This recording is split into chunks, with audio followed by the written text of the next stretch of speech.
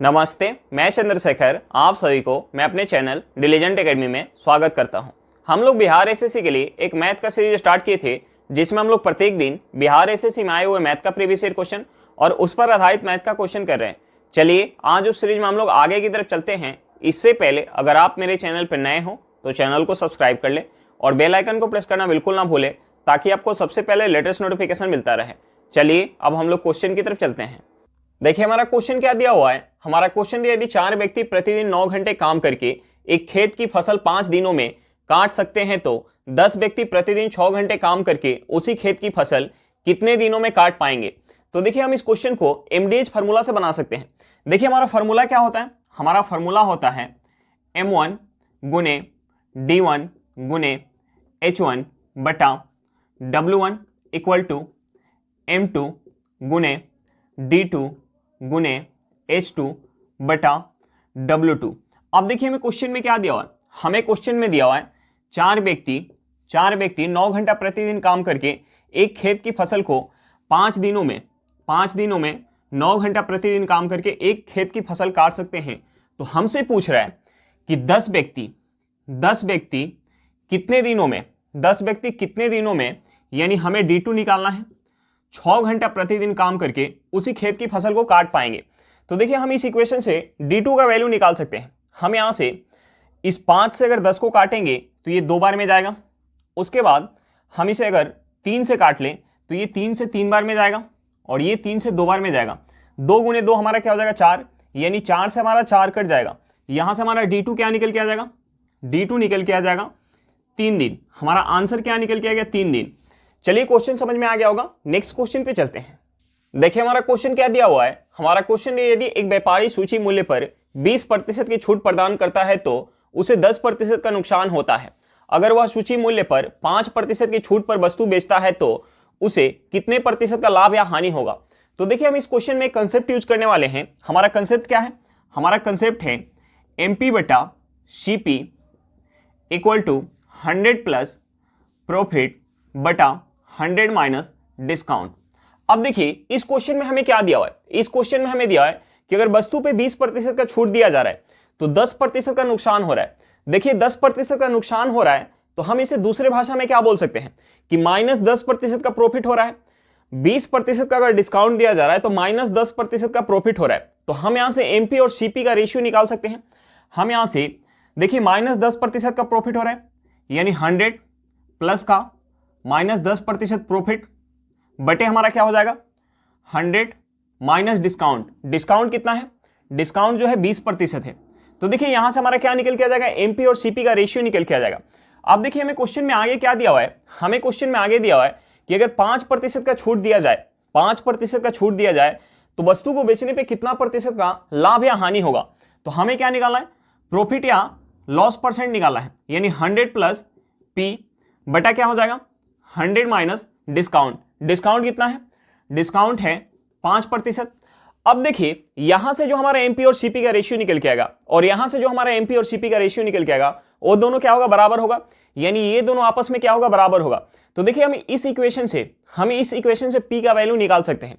हम यहां से क्या लिख सकते हैं, हम यहां से इसे लिख सकते हैं, ये हमारा हो जाएगा 100 माइनस 10 बटा क्या हो जाएगा, हम इसमें से माइनस करेंगे तो ये हमारा क्या हो जाएगा 80 हो जाएगा, बटे के इक्वल टू हमारा क्या हो जाएगा, ये हो जाएगा 100 प्लस पी बटा क्या हो जाएगा 95 हो जाएगा।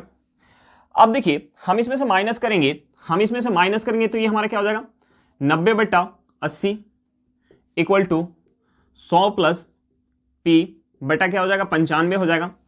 अब देखिए हम यहां से 0 से 0 काट सकते हैं, हम यहां क्रॉस गुना कर लेंगे, हम यहां क्रॉस गुना करेंगे तो ये हमारा क्या हो जाएगा 800 हो जाएगा, प्लस क्या हो जाएगा 8p हो जाएगा, इक्वल टू हम इस 95 में अगर 9 से गुना करेंगे तो ये हमारा क्या हो जाएगा 9 पचे 45, हाथ में 4, 81 और 4 क्या हो जाएगा हमारा 85 हो जाएगा। अब देखिए हम यहां से अगर 800 को हम उस साइड लेके जाएंगे तो हमारा प्लस में है तो क्या हो जाएगा माइनस में हो जाएगा, यानी हम यहां से 855 में से 800 माइनस करेंगे, यहां से हमारा क्या हो जाएगा 8p इक्वल टू क्या हो जाएगा हमारा, ये हमारा हो जाएगा 55 हो जाएगा। यहां से हमारा हो जाएगा p इक्वल टू 55 बटा 8 हो जाएगा। हम 55 में अगर 8 से भाग देंगे तो ये कितने बार में जाएगा, 8 छक 48, 8 छक 48। हाथ में क्या आ जाएगा, हाथ में आ जाएगा 7, पॉइंट लगाएंगे, पॉइंट लगाएंगे 0, 70, 70 जो है 8 से कितने बार में जाएगा, 8 बार में। हाथ में क्या आ जाएगा, 6 आ जाएगा, 6 यानी 0 लाएंगे 60 हो जाएगा, 60 जो है 7 बार में जाएगा, 8 7 56, हाथ में क्या आ जाएगा 4, 0 आएगा यानी 5। यहां से हमारा क्या निकल के आ गया, यहां से हमारा निकल के आ गया कि 6.875% का क्या हो जाएगा, प्रॉफिट हो जाएगा। अगर यहां हमारा माइनस में आ जाता, माइनस में आ जाता इसका मतलब क्या होता, हानि होता। यहां हमारा प्लस में आया, इसका मतलब क्या हुआ कि प्रॉफिट होगा। कितने का प्रॉफिट हो जाएगा, 6.875% का प्रॉफिट हो जाएगा। चलिए क्वेश्चन समझ में आ गया होगा, नेक्स्ट क्वेश्चन पे चलते हैं। देखिए हमारा क्वेश्चन क्या दिया हुआ है, हमारा क्वेश्चन दिया है x + 11 × 3 - 5x में x के गुणांक है। हमें यहाँ 4 ऑप्शन दिया हुआ है। देखिए हमें क्या दिया हुआ है क्वेश्चन में, हमें क्वेश्चन में दिया हुआ है x + 11 × 3 - 5x दिया हुआ है। तो देखिए हम सबसे पहले क्या करेंगे, इन दोनों को गुना करेंगे। हम यहाँ गुना करेंगे तो हम सबसे पहले x से गुना करेंगे तो ये हमारा हो जाएगा 3x माइनस ये हमारा हो जाएगा 5x²। उसके बाद हम गुना करेंगे 11 से, 11 से गुना करेंगे तो ये हमारा क्या हो जाएगा, ये हमारा हो जाएगा 3 में हम गुना करेंगे तो ये हो जाएगा 33 माइनस हमारा क्या हो जाएगा 55x हो जाएगा। अब देखिए हम यहाँ से इसे लिख सकते हैं, हम यहाँ से इसे लिख सकते हैं 33 और हम यहाँ प्लस का हमारा क्या है 3x है और माइनस का क्या है 55x है। तो हम यहाँ से लिख सकते हैं माइनस का 52x माइनस 5x²। अब देखिए हमें किसका गुणांक निकालना है, हमें जो है x का गुणांक निकालना है। तो x का गुणांक हमारा क्या निकल के आया, x का गुणांक निकल के आया -52 निकल के आया। हमारा आंसर क्या हो जाएगा, ऑप्शन बी हो जाएगा। हमारा सही आंसर क्या हो जाएगा, ऑप्शन बी हो जाएगा। चलिए क्वेश्चन समझ में आ गया होगा, नेक्स्ट क्वेश्चन पे चलते हैं। देखिए हमारा क्वेश्चन क्या दिया हुआ है, हमारा क्वेश्चन ये 5 वर्षों में 7% वार्षिक दर से एक राशि पर 5,320 रुपए का साधारण ब्याज बन जाता है, यह राशि कितनी है। हमें क्या निकालना है, राशि निकालना है, प्रिंसिपल हमें निकालना है। अब देखिए हमें क्वेश्चन में क्या दिया हुआ है, हमें क्वेश्चन में टाइम दिया हुआ है। हमें टाइम कितना दिया हुआ है, 5 वर्ष का हमें टाइम दिया हुआ है। और हमें क्वेश्चन में क्या दिया हुआ है, रेट ऑफ इंटरेस्ट। हमें रेट ऑफ इंटरेस्ट क्या दिया है, 7% वार्षिक। और हमें क्वेश्चन में क्या दिया हुआ है, एसआई दिया हुआ है। हमें एसआई कितना दिया हुआ है, 5,320 रुपए का हमें एसआई दिया हुआ है। और हमसे पूछ क्या रहा है, धनराशि पूछ रहा है यानी प्रिंसिपल पूछ रहा है। तो देखिए यहां जो ब्याज काउंट हो रहा है, यहां ब्याज साधारण ब्याज के दर से काउंट हो रहा है। तो साधारण ब्याज में क्या होता है, प्रत्येक साल हमें ब्याज क्या मिलता है, बराबर मिलता है। यानी 7% की दर से अगर ब्याज काउंट हो रहा है तो पहले साल अगर प्रिंसिपल का हमें 7% ब्याज मिलेगा तो दूसरे साल भी कितना मिलेगा, 7%। तीसरे साल भी कितना मिलेगा, 7%। यानी 5 साल में 7% की दर से एसआई कितना प्रतिशत मिल जाएगा, एसआई जो है 35% मिल जाएगा। लेकिन हमें क्वेश्चन में एसआई क्या दिया, 5,320 रुपया। यानी इस 35% का वैल्यू हमें क्वेश्चन में दिया है 5,320 रुपया। इस 35% का वैल्यू हमें क्वेश्चन में क्या दिया हुआ है, 5,320 रुपया हमें दिया हुआ है। और हमसे पूछ क्या रहा है, प्रिंसिपल पूछ रहा है। तो देखिए प्रिंसिपल अपने आप में क्या होगा, 100% होगा। तो देखिए हमें अगर 35% का वैल्यू पता है तो हम यहां से 100% का वैल्यू निकाल सकते हैं। अब देखिए हम यहां से 100% का वैल्यू निकालने के लिए हम सबसे पहले यहां से 5% का वैल्यू निकाल लेते हैं। 5% यानी 35 को 5 बनाने के लिए हमें इसमें 7 से भाग देना पड़ेगा। अगर हम इस साइड 7 से भाग दे रहे हैं तो हम इस साइड भी 7 से भाग देंगे। देखिए 7 से भाग देंगे तो ये 7 से कितने बार में जाएगा, 7 7 49, हाथ में 4 42, 6 बार में 0 आ जाएगा। यानी 5% का वैल्यू क्या निकल के आ गया, 760 रुपए निकल के आ गया। तो हम यहाँ से 100% का वैल्यू निकाल सकते हैं। हमें क्या निकालना है, प्रिंसिपल। प्रिंसिपल क्या होगा अपने आप में 100%। तो हम यहाँ से 100% का वैल्यू निकाल सकते हैं। अब देखिए 5 को अगर हमें 100 बनाना है तो हमें इसमें 20 से गुना करना पड़ेगा। अगर हम इस साइड 20 से गुना कर रहे हैं तो हम इस साइड भी 20 से गुना करेंगे। देखिए हम इस साइड 20 से गुना करेंगे तो ये हमारा क्या हो जाएगा, 0 0, 12 के 2, हाथ में 1, 15 हो जाएगा। 7 दूनी 14, 1 15 हो जाएगा। यानी यहाँ से हमारा आंसर क्या निकल के आएगा, 15,200 रुपया निकल के आएगा। यानी राशि क्या है, 15,200 रुपया है। चलिए क्वेश्चन समझ में आ गया होगा, नेक्स्ट क्वेश्चन पे चलते हैं। देखिए हमारा क्वेश्चन क्या दिया हुआ है, हमारा क्वेश्चन ये 2 अंकों की सभी सम संख्याओं का योग कितना होता है। हमें यहाँ 4 ऑप्शन दिया हुआ है। तो देखिए सबसे छोटी सम संख्या हमारी क्या होती है, सबसे छोटी हमारी सम संख्या 2 होती है, उसके बाद 4, उसके बाद 6, उसके बाद 8, उसके बाद 10, उसके बाद हमारी सम संख्या क्या होगी, 12 होगी। ऐसे ऐसे अगर हम करते जाएंगे तो 2 अंकों की सबसे बड़ी सम संख्या हमारी क्या हो जाएगी, 98 हो जाएगी। 2 अंकों की सबसे बड़ी सम संख्या क्या हो जाएगी, 98। और 2 अंकों की सबसे छोटी सम संख्या क्या होगी? 10 होगी। और 2 अंकों की सबसे बड़ी सम संख्या क्या होगी? 98 होगी। और हमसे पूछ क्या रहा है? 2 अंकों की सभी सम संख्याओं का योग पूछ रहा है। तो देखिए ये जो हमारी संख्या होगी, ये हमारी संख्या समांतर श्रेणी में होगी। तो समांतर श्रेणी में अगर हमें n पदों का योग निकालना हो तो हमारा फॉर्मूला क्या होता है? n/2 into a plus L. यहां हमारा n क्या होता है? पदों की संख्या। a क्या होता है? हमारा पहला पद। l क्या होता है? अंतिम पद। अब देखिए हमसे पूछ क्या रहा है? 2 अंकों की सभी सम संख्या का योग पूछ रहा है। तो हमें पहला पद पता है। पहला पद क्या है? हमारा 10 है। और अंतिम पद क्या है? हमारा 98 है। अगर हमें पदों की संख्या पता चल जाए, यानी हमें n का वैल्यू पता चल जाए, तो हम यहाँ योग निकाल सकते हैं। अब देखिए हम n का वैल्यू कैसे निकाल सकते हैं? अगर हम 2 से लेकर 98 तक देखेंगे तो हमारा टोटल जो है सम संख्या का पद कितना है? 2 से अगर 98 तक देखेंगे तो हमारा टोटल पद कितना है? टोटल हमारा पद जो है 49 है। टोटल पद कितना है? 49 है। लेकिन हमें लेना क्या है? 2 अंकों की सम संख्या लेना है। यानी हमें जो है पहला 4 पद नहीं लेना है। पहला 4 पद नहीं लेना है। तो यहां से हमारा n का वैल्यू क्या हो जाएगा? हमारा n का वैल्यू हो जाएगा 49 माइनस हमारा क्या हो जाएगा? 4 हो जाएगा। यानी यहां से हमारा n का वैल्यू निकल के आ जाएगा 45। और यहां हमारा a क्या है? हमारा a जो है 10 है। और l क्या है? हमारा l क्या है? 98 है। तो हम यहां से इस फार्मूला में यहाँ n और a और l का वैल्यू पुट करेंगे तो यहां से हमारा सम निकल के आ जाएगा। n का वैल्यू हमारा क्या है? 45। 45/2 इंटू a का वैल्यू क्या है? 10 है। और l का वैल्यू क्या है? 98 है। तो हम यहां से लिख सकते हैं 45/2 गुने, हम इसे ऐड करेंगे तो ये हमारा क्या हो जाएगा? ये हो जाएगा 108। हम 108 को 2 से काटेंगे, ये कितने बार में जाएगा? 54 बार में। अब देखिए हम यहाँ गुना करेंगे। हम यहाँ गुना करेंगे 54 में अगर 5 से गुना करेंगे, 54 में अगर हम 5 से गुना करेंगे तो ये हमारा क्या हो जाएगा? ये हो जाएगा 270। 270 के 0 हाथ में क्या आ जाएगा? 27। उसके बाद हम अगर 54 में अगर 4 से गुना करेंगे तो ये हमारा क्या हो जाएगा? 216। 216 में अगर हम 27 ऐड करेंगे तो ये हमारा क्या हो जाएगा? 243 हो जाएगा। ये क्या हो जाएगा? 243। यानी हमारा आंसर क्या निकल के आ गया? 2430 निकल के आ गया। हमारा सही आंसर क्या हो जाएगा? ऑप्शन बी सही आंसर हो जाएगा। हमारा सही आंसर क्या हो जाएगा? ऑप्शन बी हो जाएगा। चलिए क्वेश्चन समझ में आ गया होगा। नेक्स्ट क्वेश्चन पे चलते हैं। देखिए हमारा क्वेश्चन क्या दिया हुआ है। हमारा क्वेश्चन है एक धनराशि को P, Q और R में 7:9:4 के अनुपात में बांटा जाना है। यदि P को R से 1500 रुपए अधिक मिलते हैं तो P और Q के हिस्सों के बीच का अंतर ज्ञात करें। हमें क्या निकालना है? P और Q के हिस्सों के बीच का अंतर निकालना है। अब देखिए तीनों के हिस्से का हमें रेशियो दिया है। हमें P, Q और R के हिस्से का हमें रेशियो दिया है। हमें रेशियो क्या दिया है? 7:9:4 दिया है। तो देखिए हमने मान लिया कि उस राशि में से अगर P को 7 यूनिट मिल रहा है तो Q को कितना मिल रहा है? 9 यूनिट। और R को कितना मिल रहा है? 4 यूनिट मिल रहा है। अब देखिए हमें क्वेश्चन में आगे क्या दिया है कि यदि P को R से 1500 रुपए अधिक मिलते हैं तो देखिए P को जो है R से यहाँ कितना ज्यादा मिल रहा है? P को जो है 7 यूनिट मिल रहा है और R को कितना मिल रहा है? 4 यूनिट। यानी P को जो है R से कितना ज्यादा मिल रहा है? 3 यूनिट।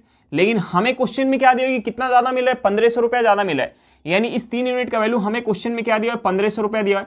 तो हम यहां से 1 यूनिट का वैल्यू निकाल सकते हैं। 1 यूनिट का वैल्यू क्या हो जाएगा? 500 रुपया हो जाएगा। अब देखिए हमसे पूछ क्या रहा है? हमसे पूछ रहा है कि P और Q के हिस्सों के बीच का हमसे अंतर पूछ रहा है।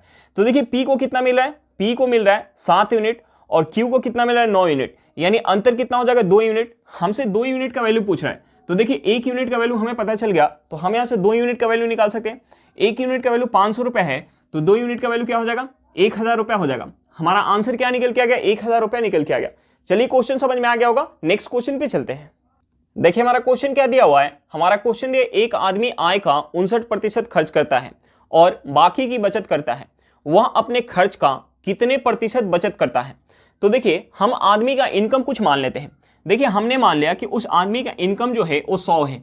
इनकम कितना हमने मान लिया? 100 मान लिया। तो हमें क्वेश्चन में दिया कि आय का 59% खर्च करता है। तो हम यहां से एक्सपेंडिचर निकाल सकते हैं।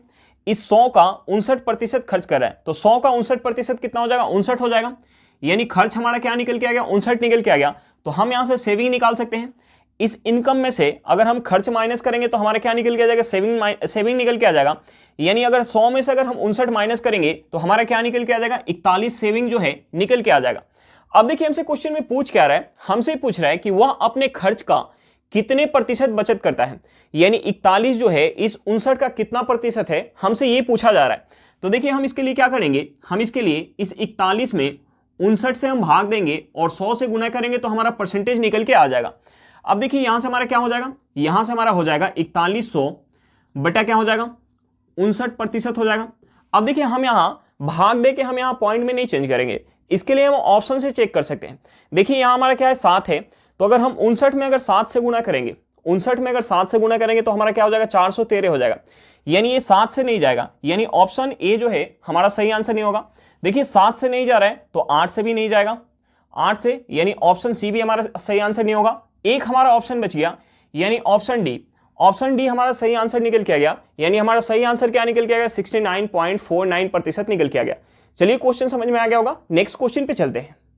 देखिए हमारा क्वेश्चन क्या दिया हुआ है, हमारा क्वेश्चन है यदि गिरीश का वेतन हरिशंकर के वेतन से 4/9 गुना है और शिरीष का वेतन हरिशंकर के वेतन से 5/6 गुना है, तो गिरीश और शिरीष के वेतन का अनुपात क्या होगा। हमें क्या निकालना है, गिरीश और शिरीष के वेतन का अनुपात निकालना है। अब देखिए हमें क्वेश्चन में क्या दिया हुआ है, हमें क्वेश्चन में दिया कि गिरीश का वेतन हरिशंकर के वेतन से 4/9 गुना है, तो हम यहां से हरिशंकर और गिरीश के वेतन का हम रेशियो निकाल सकते हैं। देखिए हमने मान लिया कि हरिशंकर का वेतन जो है वो 9 यूनिट है, हमने मान लिया कि हरिशंकर का वेतन कितना है 9 यूनिट, तो हमें क्वेश्चन में दिया कि गिरीश का वेतन हरिशंकर के वेतन से 4/9 गुना है, यानी इस 9 का अगर हम 4/9 गुना करेंगे तो ये हमारा कितना हो जाएगा 4 यूनिट हो जाएगा। अब देखिए यहां से हमारा हरिशंकर और गिरीश के वेतन का हमारा रेशियो निकल के आ गया। अब देखिए हमें क्वेश्चन में आगे क्या दिया हुआ है, हमें क्वेश्चन में आगे दिया है कि शिरीष का वेतन हरिशंकर के वेतन से 5/6 गुना है, तो देखिए हम यहां से हरिशंकर और शिरीष के वेतन का हम रेशियो निकाल सकते हैं। तो देखिए हमने मान लिया कि हरिशंकर का वेतन अगर 6 यूनिट है, हरिशंकर का वेतन अगर 6 यूनिट है तो शिरीष का वेतन कितना होगा, इस 6 का 5/6 गुना होगा, यानी 6 का 5/6 गुना निकालेंगे तो ये हमारा क्या हो जाएगा 5 यूनिट हो जाएगा। अब देखिए हम यहाँ से तीनों के वेतन का हम रेशियो निकाल सकते हैं। हम यहाँ से हरिशंकर, गिरीश और शिरीष के वेतन का हम रेशियो निकाल सकते हैं। अब देखिए यहाँ हरिशंकर का वेतन कितना है 9 यूनिट और यहाँ हरिशंकर का वेतन कितना है 6 यूनिट, तो देखिए हम हरिशंकर का वेतन क्या करेंगे बराबर करेंगे। बराबर करने के लिए इस 9 में हम 2 से गुना कर लेते हैं और इस 6 में हम 3 से गुना कर लेते हैं, तो ये हमारा क्या हो जाएगा 18 यूनिट हो जाएगा और ये भी 18 यूनिट। अब देखिए हमने इस साइड अगर 2 से गुना किया तो हमें इस साइड भी 2 से गुना करना पड़ेगा और हमने इस साइड अगर 3 से गुना किया तो हमें इस साइड भी 3 से गुना करना पड़ेगा। अब देखिए यहाँ से हम हरिशंकर, गिरीश और शिरीष का हम वेतन का रेशियो निकालेंगे तो हरिशंकर का वेतन कितना हो जाएगा 18 यूनिट, हरिशंकर का वेतन हो जाएगा 18 यूनिट, तो गिरीश का वेतन कितना हो जाएगा 8 यूनिट हो जाएगा, गिरीश का वेतन कितना हो जाएगा 8 यूनिट और शिरीष का वेतन कितना हो जाएगा, शिरीष का वेतन हो जाएगा 15 यूनिट हो जाएगा। अब देखिए हमसे पूछ क्या रहा है, हमसे पूछ रहा है गिरीश और शिरीष का वेतन का रेशियो पूछ रहा है, हमसे पूछ रहा है गिरीश और शिरीष के वेतन का रेशियो पूछ रहा है। तो देखिए गिरीश का वेतन कितना है 8 यूनिट, तो शिरीष का वेतन कितना है 15 यूनिट, यानी यहां से हमारा रेशियो क्या निकल के आएगा, रेशियो निकल के आ गया 8:15 निकल के आएगा। चलिए क्वेश्चन समझ में आ गया होगा, नेक्स्ट क्वेश्चन पे चलते हैं। देखिए हमारा क्वेश्चन क्या दिया हुआ है, हमारा क्वेश्चन दिया राहुल अकेले किसी कार्य को 10 दिन में पूरा कर सकता है और सोनू उसी कार्य को 15 दिन में पूरा कर सकता है। यदि वे साथ मिलकर 4 दिन काम करते हैं तो कुल कार्य का कितना भाग शेष रह जाएगा। तो देखिए हम सबसे पहले क्या करेंगे, जो यहाँ हमारा समय दिया हुआ है हम उस समय का एलसीएम निकालेंगे। हमारा समय क्या दिया हुआ है 10 दिन और दूसरा समय क्या दिया हुआ है 15 दिन, तो हम सबसे पहले 10 और 15 का हम एलसीएम निकालेंगे। 10 और 15 का एलसीएम क्या हो जाएगा, 10 और 15 का एलसीएम हो जाएगा 30। अब देखिए हम टोटल वर्क को मान लेंगे 30 यूनिट, टोटल वर्क को मान लेंगे 30 यूनिट। इस 30 यूनिट काम को जब राहुल अकेले कर रहा है, इस 30 यूनिट काम को जब राहुल अकेले कर रहा है तो कितना समय ले रहा है 10 दिन का समय ले रहा है, और इस 30 यूनिट काम को जब सोनू अकेले कर रहा है, सोनू अकेले कर रहा है तो कितना समय ले रहा है 15 दिन का समय ले रहा है। तो देखिए हम यहां से दोनों का इफिशियंसी निकाल सकते हैं। राहुल जो है 10 दिन में अगर 30 यूनिट काम कर रहा है तो एक दिन में कितना काम कर रहा होगा 3 यूनिट काम कर रहा होगा। सोनू जो है 15 दिन में अगर 30 यूनिट काम कर रहा है तो एक दिन में कितना काम कर रहा होगा 2 यूनिट काम कर रहा होगा। अब देखिए हमें क्वेश्चन में आगे क्या दिया है, हमें क्वेश्चन में आगे दिया हुआ है कि वे साथ मिलके 4 दिन काम करते हैं। दोनों साथ में मिलके यानी राहुल और सोनू अगर दोनों साथ में मिलके अगर 4 दिन काम करेंगे, 4 दिन काम करेंगे तो कितना काम हो पाएगा। राहुल जो है एक दिन में 3 यूनिट काम कर रहा है और सोनू जो है एक दिन में 2 यूनिट काम कर रहा है, यानी दोनों मिलके एक दिन में कितना काम करेंगे 5 यूनिट काम करेंगे और 4 दिन काम करेंगे तो कितना काम हो पाएगा 20 यूनिट काम हो पाएगा। टोटल काम कितना था 30 यूनिट और काम कितना हो गया 20 यूनिट काम हो गया, यानी शेष कितना बच गया, शेष कितना बच गया, शेष काम कितना बच गया। इस 30 में से हम 20 माइनस करेंगे, 30 में से 20 माइनस करेंगे हमारा क्या निकल के आएगा 10 यूनिट, यानी 10 यूनिट काम जो है शेष रहेगा। तो हमसे पूछ क्या रहा है कि तो कुल कार्य का कितना भाग शेष रह गया, कुल कार्य का कितना भाग शेष रह गया, यानी ये 10 जो है ये 30 का कितना भाग है। यहां से हम अगर 0 से 0 काट लेंगे तो यहां से क्या निकल के आएगा 1/3 भाग, यानी शेष काम कितना बच गया 1/3 भाग शेष काम बच गया, यानी हमारा आंसर क्या हो जाएगा ऑप्शन डी हो जाएगा। चलिए क्वेश्चन समझ में आ गया होगा, नेक्स्ट क्वेश्चन पे चलते हैं। देखिए हमारा क्वेश्चन क्या दिया हुआ है, हमारा क्वेश्चन है 77 और 275 का महत्तम समापवर्तक क्या है। हमें क्या निकालना है, HCF निकालना है। देखिए हमें HCF निकालना है 77 और 275 का। तो हम सबसे पहले क्या करते हैं, इस 77 का हम फैक्टर करते हैं। देखिए 77 का हम फैक्टर करेंगे तो हमारा क्या हो जाएगा 7 गुने 11 हो जाएगा। तो हमारा HCF या तो 7 होगा या 11 होगा। अब देखिए हमें ऑप्शन ए में क्या दिया 12, तो हमारा 12 नहीं हो सकता है। ऑप्शन डी में हमें क्या दिया 25 नहीं हो सकता है। 2 ऑप्शन हमारा कट गया, 2 ऑप्शन हमारा बच गया, या तो हमारा HCF 7 होगा या हमारा 11 होगा। अब देखिए हमें दूसरा संख्या क्या दिया हुआ है 275 दिया हुआ है। तो हम सबसे पहले ये चेक करेंगे कि ये 275 11 से कटेगा क्या। तो देखिए हम इसमें 11 से अगर भाग देंगे तो ये 11 से 25 बार में कटेगा, यानी इसके फैक्टर में हमारा 11 आएगा। तो देखिए हम HCF में क्या करते हैं, दोनों में कॉमन देखते हैं कि सबसे बड़ा से बड़ा संख्या हमारा कौन सा कॉमन है। तो देखिए दोनों में हमारा जो है सबसे बड़ा क्या कॉमन हो जाएगा 11 कॉमन हो जाएगा, यानी हमारा HCF क्या हो जाएगा 11 हो जाएगा। हमारा सही आंसर क्या हो जाएगा ऑप्शन बी हो जाएगा। चलिए क्वेश्चन समझ में आ गया होगा। आज के लिए इतना ही, फिर मिलते हैं नेक्स्ट क्लास में। अगर क्लास अच्छा लगे तो क्लास को लाइक करिएगा, अगर आप मेरे चैनल पर नए हो तो चैनल को सब्सक्राइब करिएगा और क्लास को अपने दोस्तों के साथ शेयर करना बिल्कुल मत भूलिएगा। चलिए बाय बाय।